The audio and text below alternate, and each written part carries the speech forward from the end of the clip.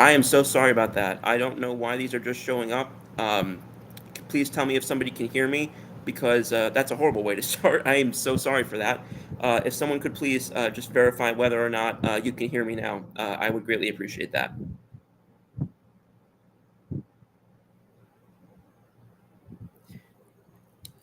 God, I greatly apologize for that. Excuse me. Um, wow, that was such a terrible way to start a Super Bowl preview. I'm greatly apologize.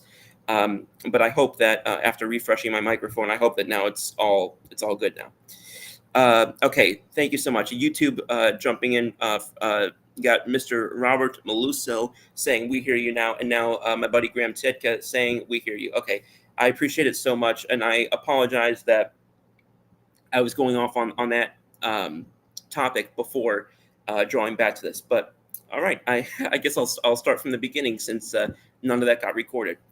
So thanks again for tuning in, guys. And I'm greatly apologize that I just saw a couple of these messages about it being on mute the last 4 minutes. But thank you for having done so. Graham says it's much better. I would hope so. I would hate if the quality went down now that you guys could finally hear me. That would not be a great reflection on this show, would it? But anyway, appreciate you guys tuning in. And obviously, the big story tonight is the preview of tomorrow's Super Bowl 59, and just looking at things from a standpoint of the team comparison and the breakdown of the matchup. I mentioned a little bit of the betting situation where it's kind of vacillated somewhere between 1 to 1.5 points in favor of Kansas City. There are a few places that had it almost at a pick 'em, but it does seem like Kansas City has consistently been looked at as a 1 to 1.5-ish point favorite. Excuse me. But I have heard a few instances from people on Fox Bet and different locations who have said it's pretty much the commonplace that people are betting on KC to win outright, but taking Philly to cover the spread, believing that it's going to be somewhere around a very marginal victory for Kansas City, which would not surprise me at all. That seems to be almost I don't know if I would call it a consensus, but it does seem to be a very prevailing viewpoint. So we'll see how that all unfolds. And as far as the breakdown I was doing earlier, or attempting to do earlier, I basically was looking at the numbers back and forth between how each of the teams have done this year. One number that caught my attention that I think could, if things go in one particular way tomorrow, I think could potentially be something that we look back on as a precursor is I looked at the third down because there's a lot of talk about how what happens on third down is what makes or breaks either a quarterback or a team or a game or what have you, and the team offenses on third down conversions per game, they're very much not neck and neck, but they're fairly close to one another. Kansas City currently sits at second with just over 6 per game, and Philly sits at seventh, closer to about 5.5 per game on average. But what really surprised me is when I looked at the other side of that, looking at teams being able to stop on third down per game, where when looking at that, Philly sat just outside the top 10, but Kansas City defensively at stopping the third down, they're in the bottom 5. Which is something that I hadn't seen before. And when I was looking at kind of how these teams matched up in not only offensively and defensively and positional group, but also situationally. So if we look at this game from a certain way at the end of tomorrow, I would not be surprised if we look back at, because a lot of these games, we talk about how football is a game of inches, but obviously these big games tend to magnify that exponentially.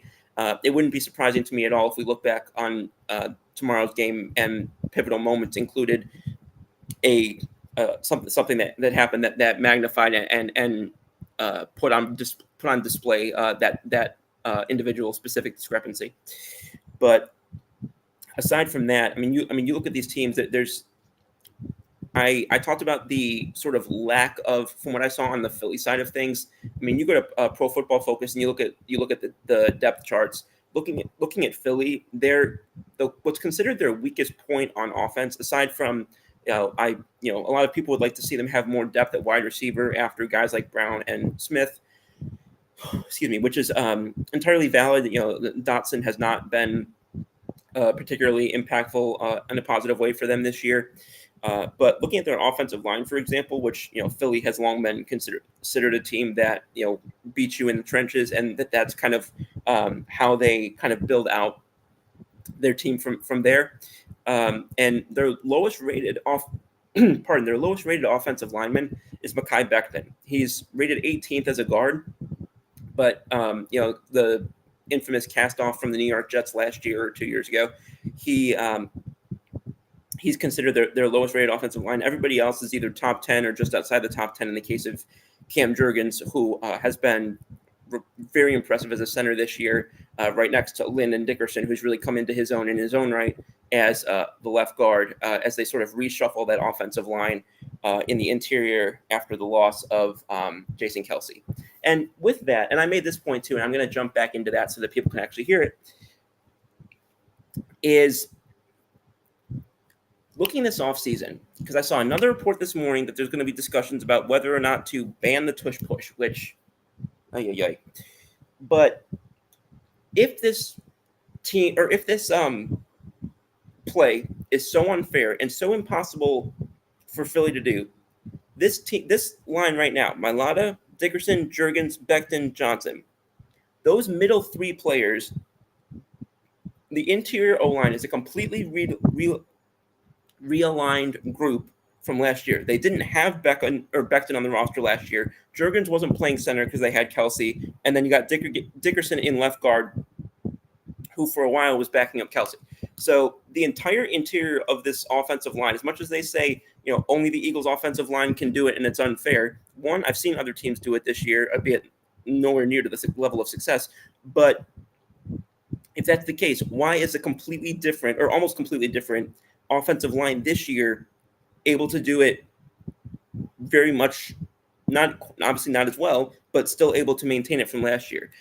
I see teams time and time again, not just in football, but in other sports. I see teams that, they're able to do a thing or specific type of play, a specific play style, a specific scheme, whatever, just better than anybody else. And I mean, people say, oh, it's a rugby scrum or whatever, but as long as it's within the scope of, what would the phraseology be? I guess, play rules. I don't really know how you would describe that, but the fact that people are taking such a issue to it is still bonkers to me. So that's obviously my completely restated take on the whole matter. But to go across and talk about Kansas City's defense for a little bit, because a lot of the talk the last couple of years, especially after they traded Tyreek Hill, but now with the rise of guys on offense like Pacheco and others, the defense, they've got guys like McDuffie, they've got Jones still, they've got Karlaftis. Then you've had guys like Watson at corner and their linebacker Chenal. A lot of these guys, and then you go, to the free safety with Reed as well. So they've got a lot of dudes on this defense, no doubt about it. But they do have exploitable, if that's a word. They do have exploitable areas of this defense, I believe. I definitely think that if you get past Watson and McDuffie, who are two very solid corners as a tandem. But if you go back to the strong safety like Cook, if you go back to their linebacking core, which I know obviously Chenal has been a top-rated guy this year, but guys like Tranquil and Bolton have been much more sort of middle of the pack. Their defensive line, particularly the right side of it, with guys like Dana and Pennell, those guys have been a lot closer to sort of middle of the pack. That is in no way to say that they are bad players, but people saying that the Chiefs have this sort of stout defense that is just has no way for you to beat it. I don't entirely buy into that belief, and I don't think that Philly should either. And then you kind of flip things and you go and look at things from the other side of the ball. Kansas City offensively, I mean, We don't need to talk about Mahomes because everybody and their dog talks about Mahomes. But you got Pacheco in the backfield. Worthy has had a solid season. Travis Kelce, even though he's not having his best season, which I'm going to talk about him in a moment, but even though he's not having his best season, still right up there among the better tight ends in the game. This is another team that I think could have probably stood to add, one more receiver, but receivers are kind of like relief pitchers in baseball. You can never have enough good ones. But, I think guys like Smith, Schuster, I think that they expected more out of them than they ultimately got. And then their offensive line, they got three really solid linemen. People have talked about Tooney and Humphrey, but also Smith at right guard, I think warrants some attention.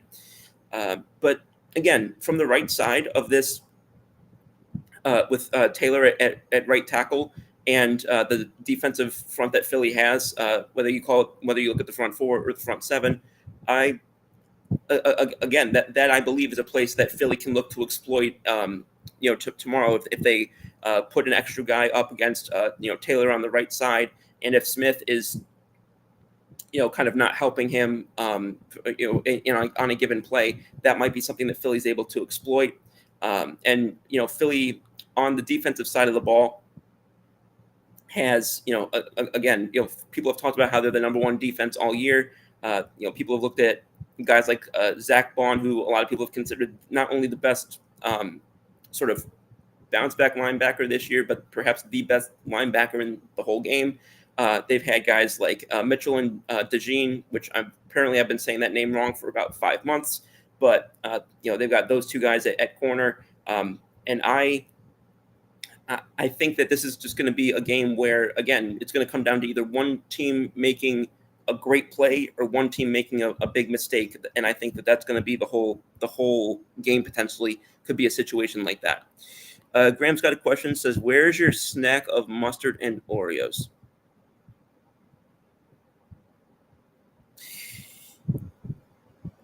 I got to be careful answering that one because this is a live stream, but it goes to show what kind of food content you post and send me. That was one of the ones where I was like, oh, this isn't so bad. Like when people say like the bar is in hell, the bar was like the Earth's core was still several orders of altitude higher than the bar when it comes to things like that. So yeah, it's still in the theoretical state. It's still in the hypothetical state, and I imagine it will have an infinite life in such a form.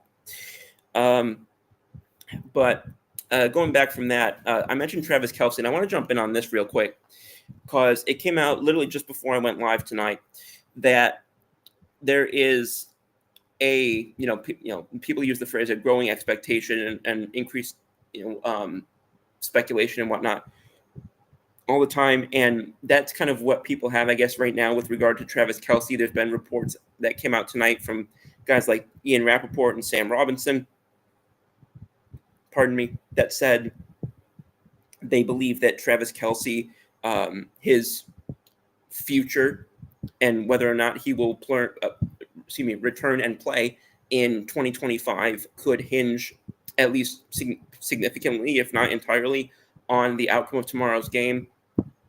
It didn't become particularly clear as to whether they believed a win or a loss was more likely to lead to which potential outcome for the future of his career. There was some hypothesizing that a victory could lead him to decide to hang it up. The free agency begins on the 12th of March, and 2 days after that, he has a bonus that would be due around $11 million, whereas base salary is only at $4 million. And he has openly said he does not want to play anywhere but Kansas City. Doesn't want to play for any coach but Big Red, and but for Coach Reed. Whether that remains true long term, we'll have to see. But that speculation did sort of catch a new level of vivacity tonight. So we'll see how that shakes down, but there is additional eyes on Travis Kelce going into tomorrow. And Also looking at sort of the significance of tomorrow and potential end of careers, whereas this one is considered to be a little bit more definite that it's going to be the end of a career. Longtime Eagles defender Brandon Graham is going to be playing what a lot of people, himself included, expect to be his final game in the NFL. His final game as an Eagle. He has been one of only 4 players who have been a part of each of the 3 Super Bowl appearances for the Eagles between 2018, 2023, and now 2025. He has been, pardon me, along with Lane Johnson and one name that I think doesn't get a lot of attention that I think should, because he's one of the only other players who has been in each of those 3 appearances, has been Lovato, their long snapper. I know that special teams often gets less love, but he is, again, one of only 4 players on that roster right now who will have been in each of the 3 Super Bowls in which they've participated since 2017. And then there's also 6 others who are between coaches and executives who are going to be appearing in their 3rd Super Bowl in this run as well, including a guy who was in the same hometown as I grew up in, which is President Don Smolenski. Kenny says, Scoops, it's a win-win situation for you. Eagles win, you get to say fly, Eagles fly. Chiefs win, you get to see Travis Kelce propose to your girls. I was wondering when the first one of those is going to be coming up. Yeah, I in no way can consider tomorrow's game a win-win situation for me at all. But I do admire the humor in that, and obviously it made me laugh, so I appreciate that. And I think that a lot of people believe that that's a possible outcome after tomorrow's game, but we'll have to see. But obviously, independently of sports, obviously, as a fan of both Travis Kelce and Taylor Swift, obviously, cool. That'd be cool if that happened. But pardon. But yeah, so that's the situation with regard to Travis Kelce. And I did earlier, so I'll repeat myself. I did earlier say just wanted to just acknowledge the success and accomplishments of not only in Philly, but also, obviously during his time now in Kansas City, of Coach Reid. Coach Reid, considered, if not the greatest Eagles coach of all time, definitely one of the top in that list, and on the very short list thereof. And then, of course, what he's accomplished now in Kansas City. I know people look at him and say, well, he's got Pat Mahomes, he had Hill, he's had Kelce. I don't think people understand that, or some people at least, I don't think people understand, or I think people forget that he was there for 4 years before he got Mahomes in 2017.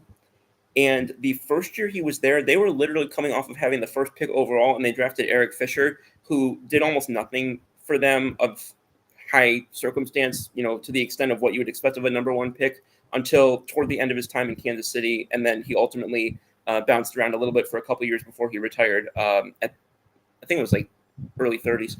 But so, yes, obviously it helps that he had Mahomes.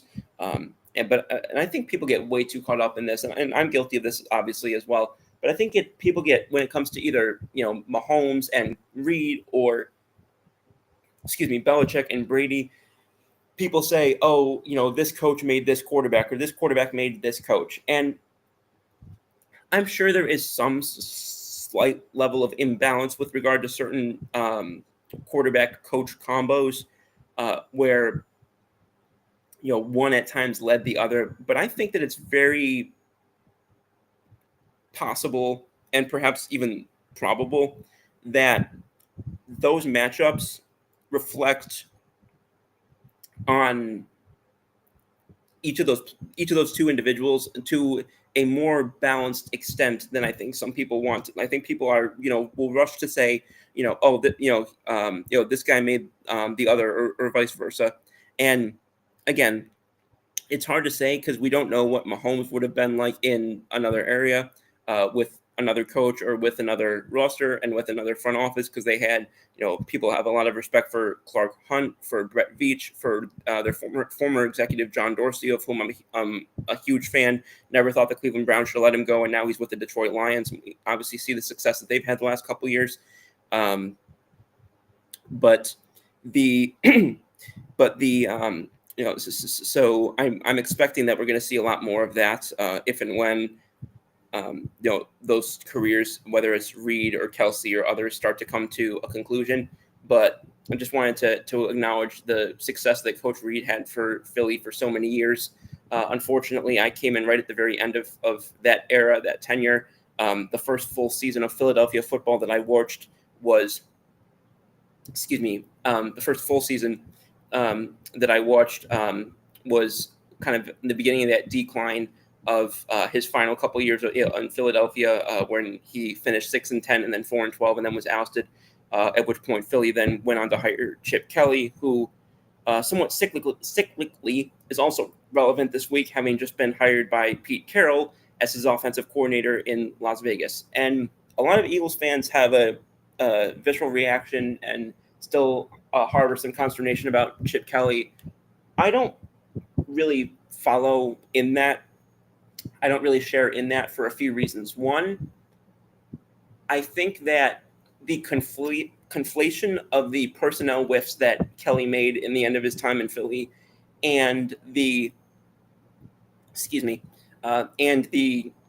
coaching accomplishments that he had on the field, I think people tie those in together too much, where he had a good amount of success as a coach in Philadelphia his first couple of seasons. Obviously 2015 was not a strong season, which is the season in which he ultimately was ousted near the end of the year, and they ended up having Pat Shurmur finish out as the interim head coach. But I think that it should not be looked at as a failure or as a whiff or as a miss or mistake or whatever. He should not be as a coach in Philly compared to what he did as personnel head honcho or whatever you want to put it, because those two were very different experiences. And I don't think that the mistakes that he made as running the roster, the 53 man, I don't think that those should cloud what he did as a coach. So just going to throw that out there. And I said the last couple of years, I thought that he would be a good fit coming back as an offensive coordinator with a team somewhere. I'm not surprised at all that Las Vegas was the team to take a jump there. And I think it's going to be good for him also that he's got an experienced NFL head coach, proven NFL head coach, overseeing him. Because a lot of what you've heard come out with Philly with regard to certain players not liking him, and some of the reasons why. Now, I kind of sometimes will go back and forth on that, because some of the reasons why players haven't liked him, I can understand, having issues and taking issue with those areas. But I also at times will look at it and say, well, he's just being laying down the law as a head coach. And I think that might have been kind of around the time in society when, some people started to say, things had, sort of shifted, if you want to say, but, that's a whole other conversation and can of worms that I am not going to open on this show. But I do sometimes hear these interviews and them talking about things about Chip Kelly, and sometimes I don't react with the same level of negativity as some of the players do. Obviously, I wasn't in the situation directly, but again, just my take, where if you look at Eagles fans who wish that the Chip Kelly era never happened, I am not one of those people. And also, and again, this gets more philosophical, so I'm not going to go into it too much, but also, had we not had the situation in which they were in early 2016 that led to them firing him and then ultimately hiring Doug Peterson and then Howie Roseman getting the promotion again and one thing or another, I don't know if in a different world where they didn't hire Chip Kelly, does that same set of circumstances allow them to win their first Super Bowl in 2018? So yeah, it was, kind of crappy for a couple of years and kind of, painful for a very brief period of time. But one, that level of painful when you juxtapose it with some other NFL organizations, I think pales in comparison.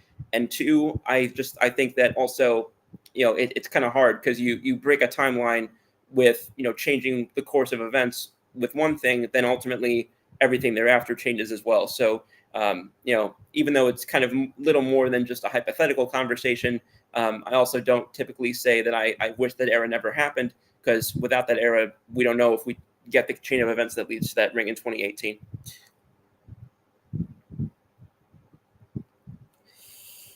I'm just going to catch up on some comments here. Mr. Osborne says, "Hey there, Scoops. I do not want Chiefs to win. I appreciate your support." We got a guy named Logan jumping in from Kick. How you doing, Logan? Hope you're doing well. He also made a comment about the Eagles that I'm not going to repeat on air. Who cares about Kelsey and Swift from Mr. Osborne? The only reason I brought that up was just responding to Kenny's comment, just because. And I will say, as much of a fan of both as I am, no, I did not have Kelsey and Swift written into my agenda tonight. Kenny says, all joking aside, I'm rooting for Barkley, get the ring and MVP, and get to say I'm going to Disneyland. And I do want to shout this out as well, because obviously I've been particularly negative on the Giants recently with regard to some of their things. And I know Giants fans have gone through it a little bit recently. But I do got to say, there's a good number of Giants fans. Kenny obviously is very much included, but there's a good number of Giants fans that I've seen as well who have similar mentality, where either they're not, they're either rooting for Philly tomorrow, or they may not be going as far as rooting for Philly, but they're rooting for Saquon to do well and have success in his first Super Bowl, and they're happy for him. So I do want to just give my cap tip to Kenny and other Giants fans who are showing that respect to him. And acknowledging the reality of the situation, because obviously during a rivalry, sometimes especially when things have been a little bit slanted the last couple of years. But I'm among a lot of people who are eager to see that rivalry get sort of reinvigorated, and I hope that begins this offseason. Kenny says, always a Giant in my Barkley, always a Giant in my mind. We did him wrong. It's. I've watched those. I almost said First Take. What's the name of that? Hard Knocks. I've watched those Hard Knocks clips several times, and I don't know if maybe it's just because some of what's being said is kind of inaudible or whatnot, but it's just, I don't know. Something feels just so weird about that whole situation. I don't know what I'm missing, but it just. I don't know. It just seems like such a bizarre way to handle a star player. And I'm not trying to pick low hanging fruit. I'm not trying to bang on a certain drum, but it's just, I don't know, that whole situation, team independent, team identity independent, just the whole handling of that situation just feels so weird from everybody involved, not just Mara and Shane. Mr. Dutchy, Mr. Dutchy Nopper says, have an excellent show, Scoops. Mr. Dutchy, thank you so much. A guy whose username says, I'm the jerk, says, I remember on draft night when everyone flipped out about KC drafting Fisher that high. Yeah, well, because I remember, because for a while, and that was when I think at least it was big for me. Maybe it wasn't big for everybody, but kind of the big site of following football news was Pro Football Talk, and I remember because for the longest time people had thought it was a foregone conclusion that Luke Jekyll was going to be the offensive tackle that was drafted that position. I think I'm pronouncing that correctly. Jekyll, something like that. But they thought that was going to be the pick. And it was only the last day or two when Eric Fisher really started taking over, kind of almost like the Browns in 2018, where I forget who it was that people thought they were going to take at quarterback. I think it might have been Sam Darnold, but then they ended up going with Baker Mayfield, which was the move that I was hoping that they were going to make. I just forgot that they were going to Cleveland, and we're going to completely screw it up a few years later. Says, do you see the roster that Kelly dismantled? I have to strongly disagree. Plus, there were other things going on behind the scenes, but I digress. Again, that's entirely fair. Again, it's like I always say, I don't bring people, whether it's as a guest or commenters, I don't bring people on this show just to agree with me. There's little fun in that, as when it comes to sports media, sports talk. People, I like when people disagree with me. I like when people push on points that I make and whatever. And again, I'm in no way saying that Kelly made good decisions with some of those moves. I still can't believe that I managed to convince myself that trading LaShawn McCoy, my favorite player, to Buffalo for Kiko Alonso. I still can't believe I managed to talk myself into the fact that that may be a good move, which I did for a brief period of time. But in my defense, I was, I think, 14 at the time. But I just, but no, I think that you can look at the moves and say that he made bad moves, and that those moves hurt the team for sure in the short term. But again, just looking at things from a macro level, a lot of those, because again, that trade for those trades involving guys like Kiko Alonso, etc. Then you get guys like Byron Maxwell in there, and one thing or another, and then those ended up being what helped them get from 8 to 2, and then that's how they got Wentz, and then obviously Wentz becomes the key cog during at least that regular season, going up to that playoff run before he gets hurt in Los Angeles, and we all know what happens after that. I think it was Los Angeles. I don't know. Maybe they were still in St. Louis at the time. I think they might have been still in St. Louis at the time. I don't know. I forget. But yeah, no, I think this is an entirely fair assessment, especially when you go and listen to some of, and again, some of the criticisms I've heard, good grief, from guys like Deshaun Jackson, from guys like LaShawn McCoy. I'm trying to remember who else, because I know I've heard things from other players as well. I'm struggling to think of exact names. But I do know that several players seem to have a pretty strong negative opinion of him for different reasons. And again, they were there, I wasn't. So I'm just going off of the things that I heard. But there were at least some things that they said, like in terms of, sports science and monitoring nutrition and monitoring sleep and one thing or another. There were certain elements of that where I was like, maybe the implementation wasn't optimal, but I get what he was going for. Now, that's not the same thing as to say, some of the things that he was talking about with, what color guys' socks could wear, I think it was, or something. Like some of that stuff, I thought, okay, that's a little bit unhinged. Or some of the stuff about what they could listen to in the locker room.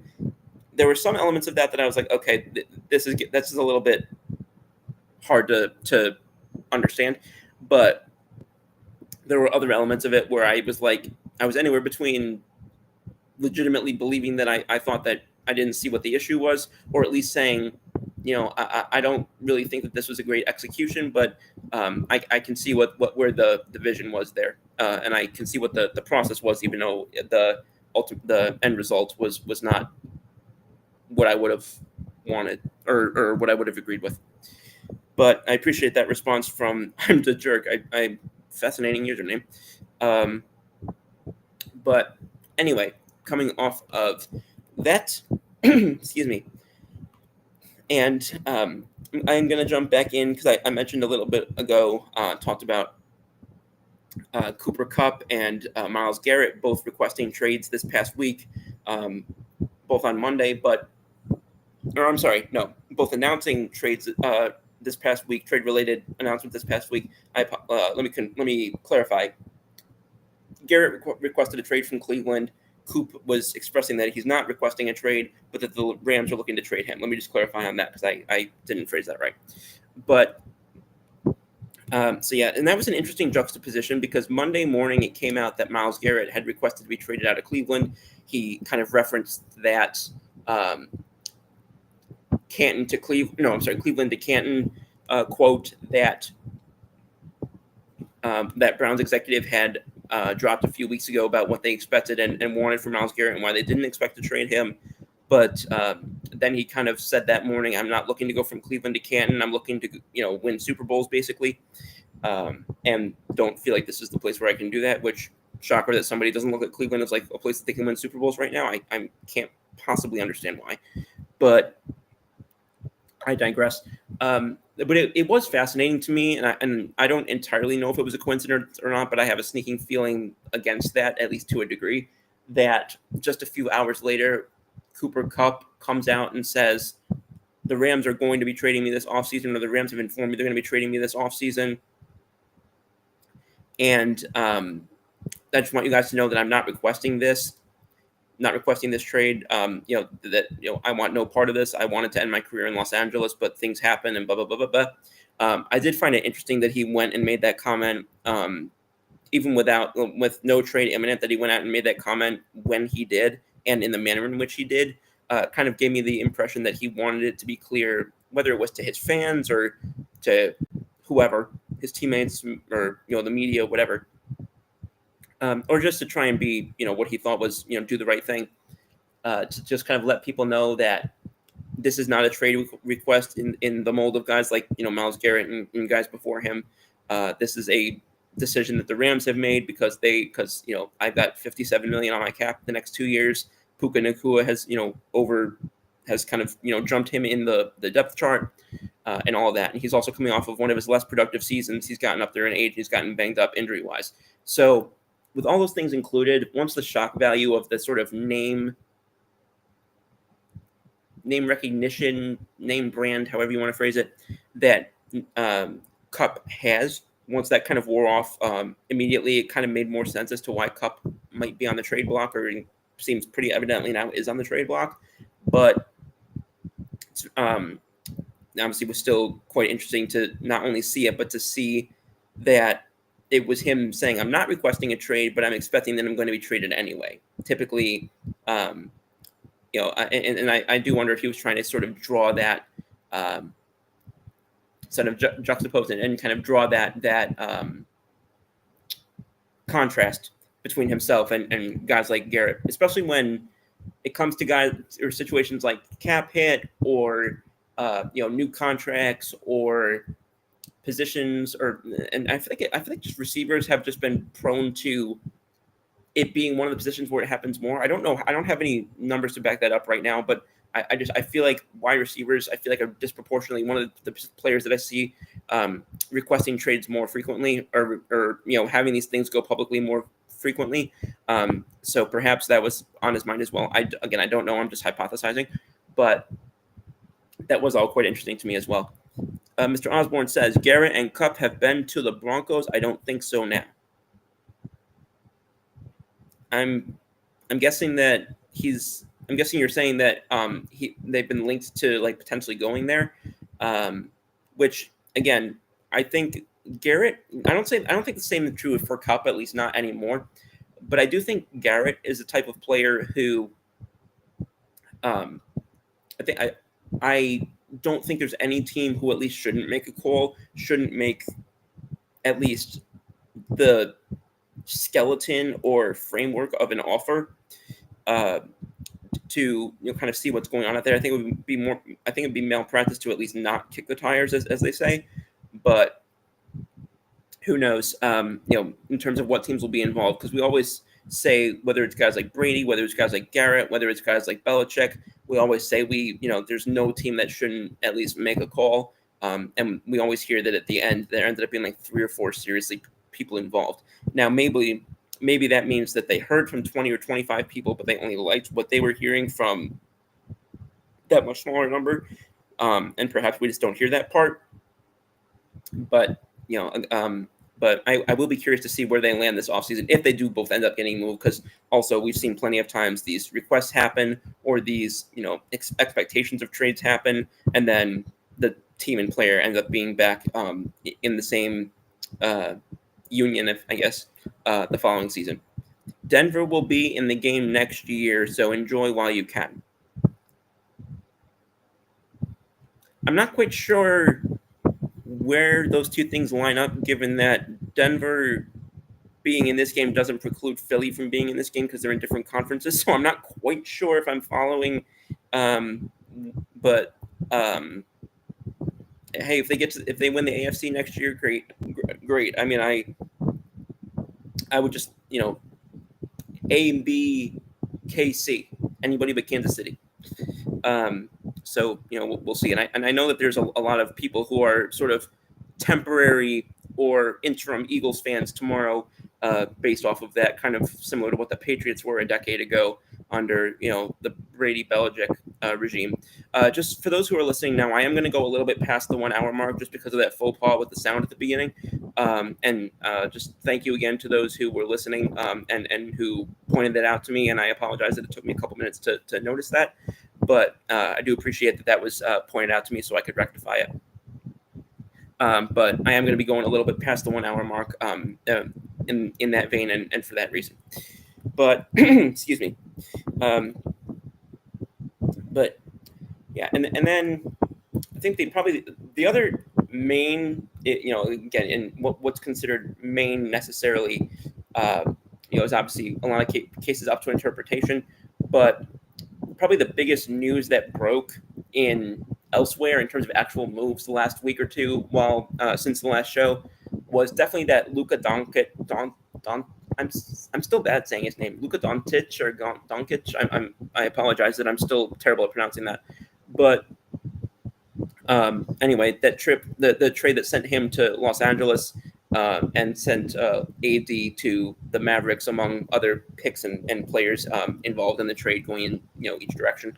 But it's quite it was obviously shocking. I was, I think, less surprised than I think some people were, just because there had always been this sort of underlying storyline with him of they're questioning his conditioning. He got his weight got up to 270, and I heard people say, like, well, that happened with Shaq, well, that happened with us, well, and yeah, those guys didn't end up finishing with their teams more often than not. I don't know, just whenever I hear things about like work ethic or commitment, or, which again, I'm not saying that it inherently shows that Luka's less than committed, because obviously if he is, then he's obviously just got a freakish enough level of talent to overcome it or whatever. Some people have kind of likened him to a Big Ben type of player, where he's just pure raw talent and probably won't age well because of that. I got some consternation the other day, or at least some criticism the other day, for saying I don't think that the LA side of this deal is going to age well, and I wouldn't be surprised if the Dallas side of the deal ages better than does the LA side of the deal, at least past the next year. But obviously that was a deal that definitely is worth mentioning. And the Lakers also, in kind of not in the same deal, but kind of as a spinoff from that, they made an agreement to acquire Mark Williams from the Hornets. But it's just come out a little while ago, just in the last few minutes, from ESPN, that Mark Williams trade between the Hornets and the Lakers has been rescinded. Charlotte is reported to be, or at least LA is claiming that Charlotte did not satisfy one of the conditions of the trade, and that there were issues with the physical, not related to his back issues from last year, but for all these different reasons. And probably depending on who you speak to, probably you're going to get some slightly different variation of exactly how much each thing mattered. Bottom line is, Lakers, Hornets, Mark Williams trade, not happening. So there's that for those people who were as interested in the NBA trade deadline as I was. Not a ton happening with, my Pelicans, aside from the obvious trade of Brandon Ingram, who went to the Toronto Raptors. They brought in Bruce Brown and Kelly Olynyk. Bruce Brown was a player who I followed back in Brooklyn during the period of time in which he played there after he came over from the Detroit Pistons, where he started his career. Spent a little bit of time, I was watching him during the period of time where I was mostly following Brooklyn. And then he obviously went on to Denver thereafter and proceeded to become a champion with them. So, but I'm excited to have him come back. He actually, just kind of a little fun anecdote on my end, but he's wearing number 11, which is the same number that I wore when I played outfield in baseball. So that was kind of cool to see. But I'm excited to see him in New Orleans after having watched him and enjoying watching his game back during his time in Brooklyn. I have known of Kelly Olynyk for a while. I'm still in the process of trying to get a better understanding of him as a player. I reached out to a couple of Celtics fans from his time there. Did not have as much to say, partially because it's been so long since he was there. But I know he has bounced around a little bit between several teams the last few years, including Miami, Houston, Detroit, Utah, and most recently Toronto. So he's a little bit more of an unknown to me, and I'm looking forward to kind of digging into that more and seeing what happened. Somewhat unsurprisingly, they did not end up moving Zion Williamson. Toward the end, I didn't really expect it to happen, partially because his play had just started to somewhat seem to be turning around, and his availability had just started to be seemingly turning around. So it would kind of have been an odd time where you both had the recent upswing in which may have given New Orleans reason to, hope for him to become more consistently what they have wanted him to be, and also still recently enough from the issues that he was having on and off the court where it would put him in a position where his trade value would not be what it could be or anywhere near it. So that didn't surprise me as much as it surprised other people. Obviously, I did advocate for them to trade him for a while. Right in the lead up to the trade deadline, I kind of backed away from that a little bit. I still wouldn't have been terribly surprised or probably terribly disappointed if they did trade him. But I got it that they didn't trade him less than I probably would have, let's say, a month ago or so. And I'm looking forward to seeing how both of those things pan out, because as they say, sometimes the best moves in sports are the ones not made or the ones that you don't make. So I'm looking forward to seeing how both of those things age, both the things that what happened and the things that didn't happen.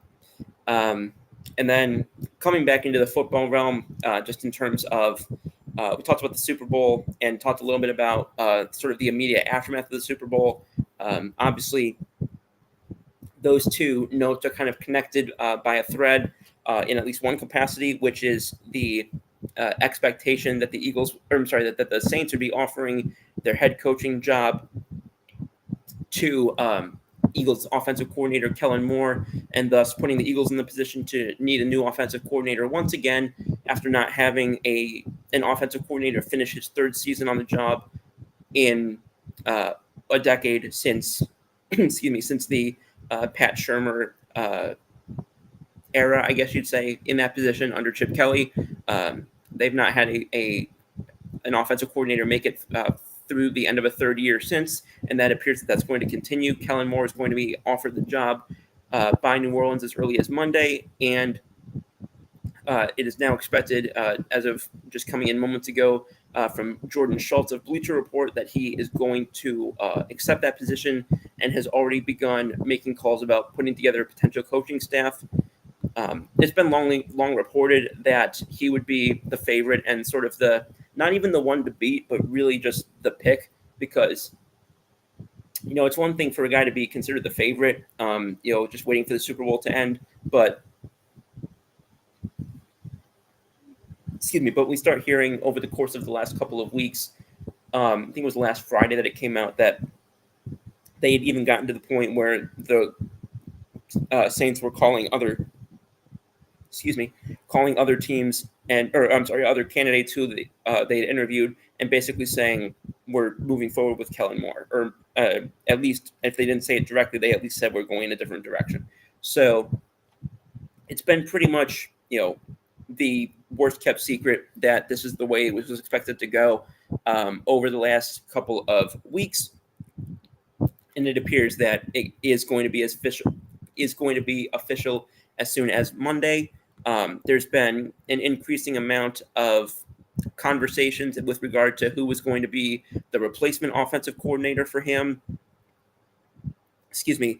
In the event that that happened, with regard to who Philly would be the guy making that jump, whether it was internal or external.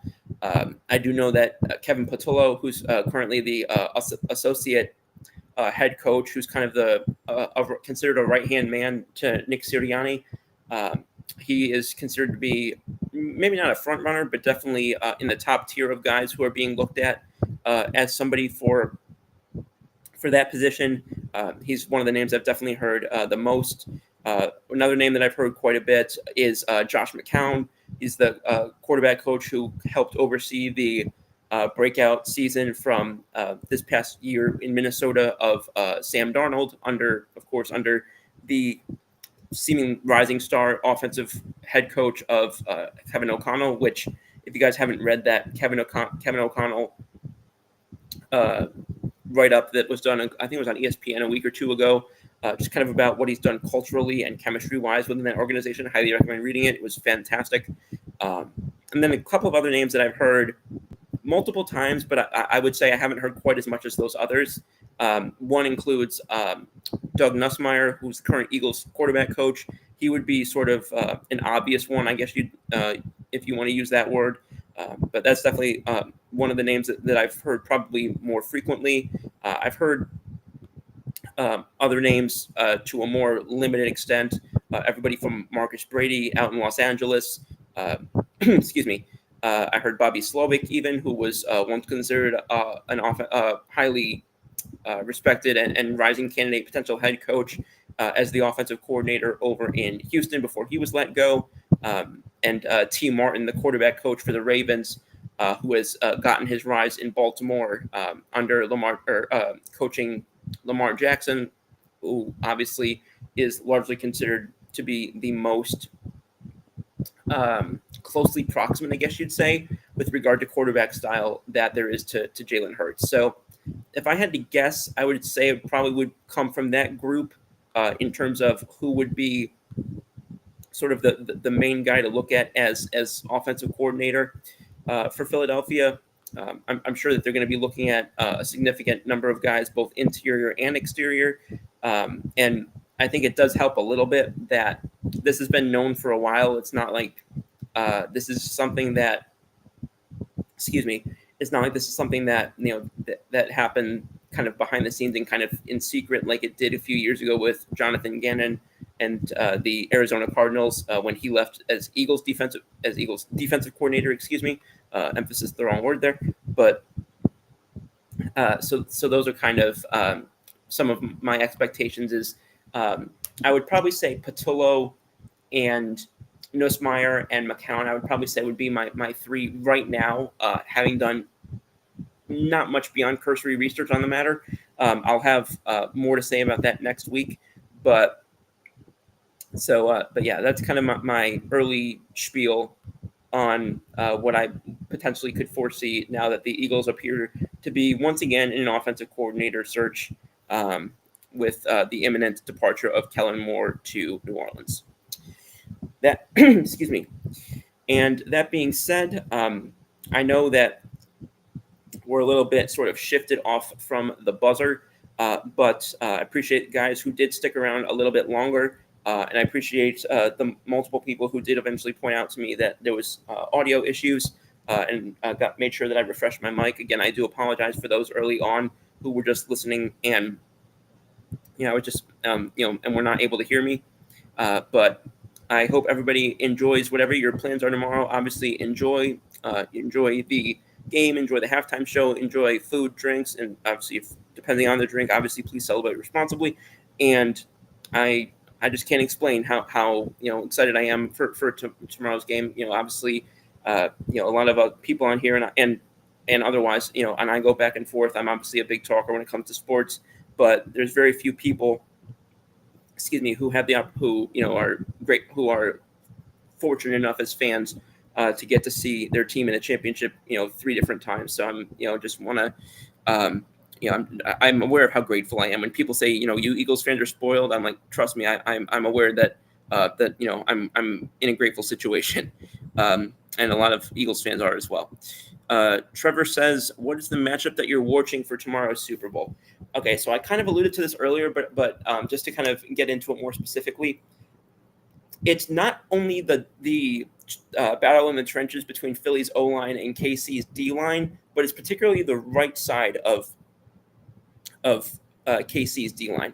I think there's a couple of guys over there who I think that's kind of the weaker side of their line, whereas Philly, I don't think Philly has a weakness in their O-line, and if they do, it would probably be at right guard at Mekhi Becton, which that would really be splitting hairs at this point. But I think the left side of Philly's O-line versus the right side of KC's D-line, I think that's going to be something potentially to watch.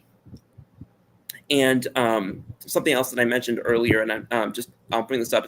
This isn't really a matchup, but I'll bring it up as well because it's something that I did mention as sort of my thing to watch tomorrow is third down. Whereas both teams have been highly successful, KC a little bit more. on offense on third down. They are drastically different when it comes to production on defense on third downs. Philly just falls just outside the top 10 in terms of their success. Excuse me, on third downs defensively this year, whereas KC is sitting at the bottom 5 along with teams like Atlanta. So, excuse me. So that would probably be what I would say are my matchup to watch, and then kind of my, if you want to call it, my situation to watch, I guess you'd say. But yeah, if you're asking me specific players, I know people are going to jump and say, people are going to look and say, McDuffie versus either Devontae Smith or AJ Brown. I know people are going to jump and say, they'll say, even if it's not going to be QB versus QB, they're going to say, Mahomes versus Hurts. I think that's going to be one that obviously a lot of people are going to say because it's kind of one of the easier ones. But yeah, if you're asking me to go kind of some beyond some of the biggest names on either side of the ball for either team, I think that's kind of one that maybe isn't getting as much attention as possible. Because I think if they're able to stop, if the Eagles, I'm sorry, if the Chiefs' right side of their D line is able to hold up against Philly's offensive line, especially on that side, which is where my belief their strength is, then I think that potentially tips things enough in KC's favor to make a difference. I'm not saying it would make or break whether they would win or lose, but I do think that's a potential opportunity for KC to gain an advantage that maybe Philly doesn't believe that they're going to lose. And obviously on the flip side, if Philly is able to kind of double down and provide that protection for Hurts, and then it comes down to what I've said, plenty of times. I said it earlier this show. I said it in the past. Then it just comes down to, Jalen Hurts has been well known as somebody who holds the ball for beyond 3 seconds. So if he has the opportunity to do that, because the Eagles' left side of the O line is able to keep the right side of the Kansas City D line in check, then I just hope he uses that extra fraction of a second to make better decisions and not make bad decisions. It sounds so easy and so simple, but when you're having 3 to 3.5 seconds to throw the ball, or longer at times, then in my opinion, and from my vantage point, he should not be making some of the just unexplainable mistakes and decisions that I see sometimes him making in times where he does not need to make them. It's not like he's throwing a Hail Mary that just happens to be, not thrown particularly well, not coming off his hand well. It's him being in situations where he's taking a risk he does not need to be taking in that moment. I'm all for taking risk. And by the way, you look at Buffalo. Obviously, Buffalo lost to Kansas City, but why did Buffalo win some of their earlier games that people we're saying it's going to come down to, including myself, we're saying it's going to come down to, can Josh Allen play mistake-free football? When it counted, that's what he did. And, Jalen Hurts now needs to do the same thing. And, so I kind of threw sort of a 2.5 on there. But that's kind of what I would say as regard to when I'm watching for tomorrow's Super Bowl. And if you have one of your own, I'd love to hear that as well, buddy. I appreciate you jumping on. But excuse me, I'm also looking forward to, from a sort of a more general, I guess, standpoint. I'm not a huge into the halftime show and the commercials and one thing or another. But I am always curious to hear the commentary on a bunch of that, and kind of see, because there's always ones that kind of they try and tie in to the day-to-day, both in sports and outside of sports. So that is something that, I'm looking forward to as well, kind of independently from what happens on the field. But that being the last comment / question that I'm seeing, I appreciate you jumping on, buddy. And again, like I was saying before, I appreciate everybody who stayed on a little bit late, a little bit longer. Obviously, we don't typically go past the hour and 15, but I felt bad that the audio issues were going on for that first 20, and I wasn't able to pick up on that until, again, thank you to the people who spoke up about that. So now we've gotten about that full hour in of content, and I appreciate those who stayed on. And I hope everybody, like I was saying before, I hope everybody enjoys both the game and whatever you're doing. If you're staying home, if you're going out, whatever you're eating, drinking, as I said, please drink responsibly and all this other. Hope you're enjoying. And if you are somebody who mostly is interested in less of the football and more of the halftime show and the commercials, I hope you enjoy that too. And I look forward to being back on. I will be back on next week this time. I apologize again for last week, but I'm looking forward to being back on again next week. Same scoop time, same scoop channel. And of course, fly Eagles fly. Scoop out.